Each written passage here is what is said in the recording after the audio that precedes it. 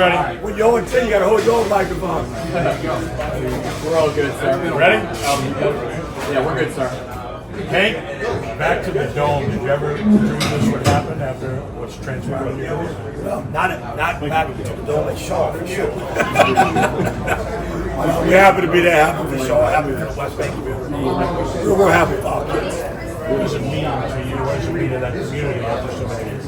We've been down for a long time. And we had a nice good run last year, but to actually finish the deal, when I finished the deal, get to the dome, it's really been a very positive experience. A couple of tough games in succession. How well does that prepare you for this? Well, I guess that means it's going to be close. If it's close at the end, we have a pretty good chance of winning.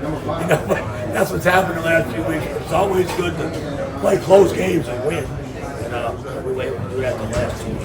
You coached a lot of good running backs. Talk about Jasper Parker, just how good he is. He's right there with the best I've ever coached. You're right. I've been very fortunate. Coaching really good. He's a complete pack. Vision, speed, size, unselfish. He's really good player. You said you can't talk about Jasper without talking about Mason, the quarterback. What has he meant to this program? Mason is the guy. Mason is the straw that stirs the drink.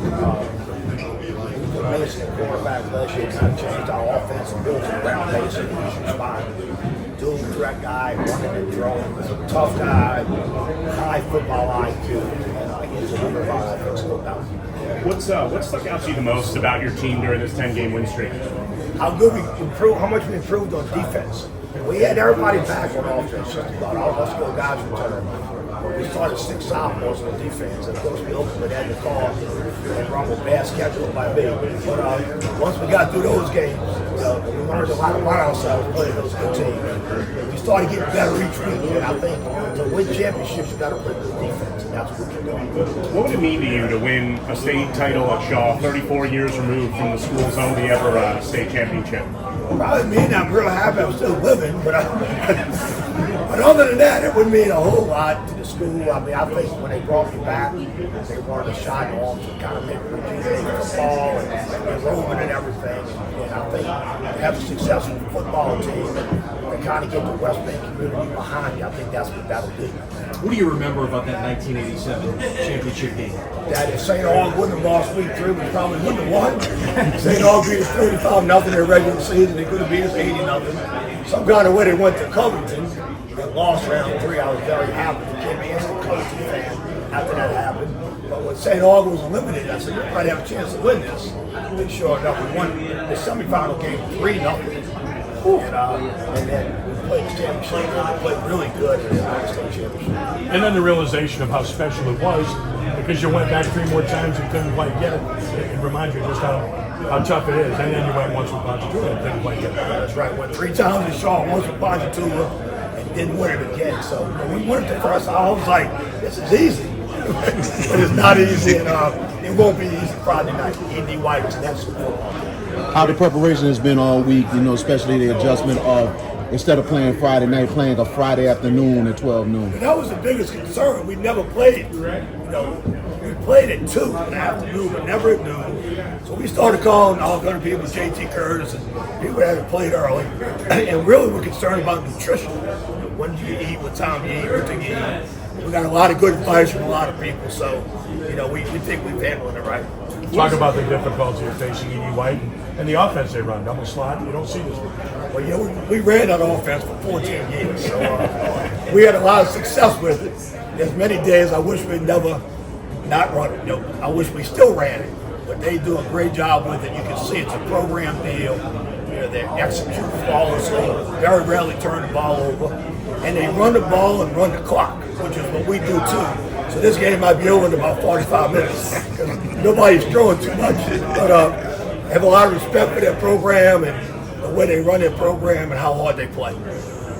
Hey, one other thing, you've been in this situation before. What have you been telling the kids all week to kind of make sure that they don't have like the wow factor when they walk into that dome and for the first time? To be honest with you, we haven't told them anything because I didn't want them to think about the wow factor. So you got to get there.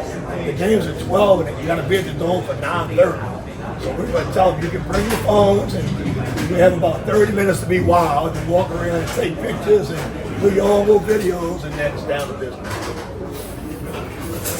Awesome. Thank you.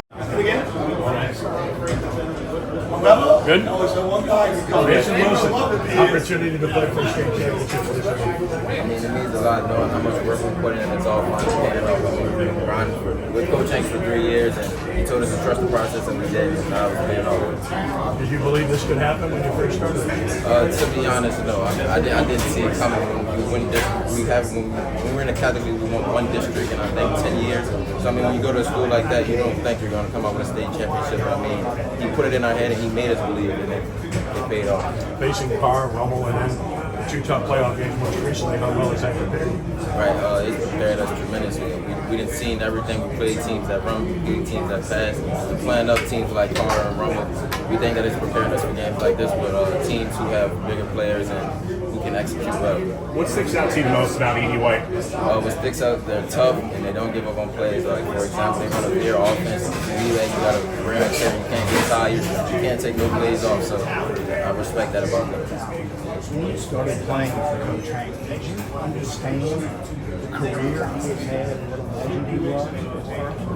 It was hard not to. All I really heard was how great he was. I was like, who's Coach Hank? But I didn't know who he was. And then I came and I'm hearing all stories after stories, and everybody telling me how lucky I was to play for a great coach. And I'm happy my parents made the decision by sending me to Shaw. What's the biggest difference these last few years under Coach Hank and compared to your first year with Shaw? Like, was there a noticeable difference when he took over? Right. I never went to Shaw before Coach Hank. I was actually at St. Aug's, so I didn't know. But from that program to this one, it's way different. I mean, the culture, the way that he treats every player, everybody's equal, from the Jasper Parkers to even the team manager. When one person gets a ring, we're gonna all get a ring, and when one person gets in trouble, we're all in trouble. So I mean, we all are one, and it's family, the whole community behind us. So that's what really sticks out about it. How it's been, you stepped in last year as a starter. Now the difference from a year to here now, leading this team to a state championship game. What you can say about the role you had stepped in last year, starting quarterback, and to this year, especially trying to take some pressure off your playmakers. Right. The game is way slower now that I have a year of experience behind me.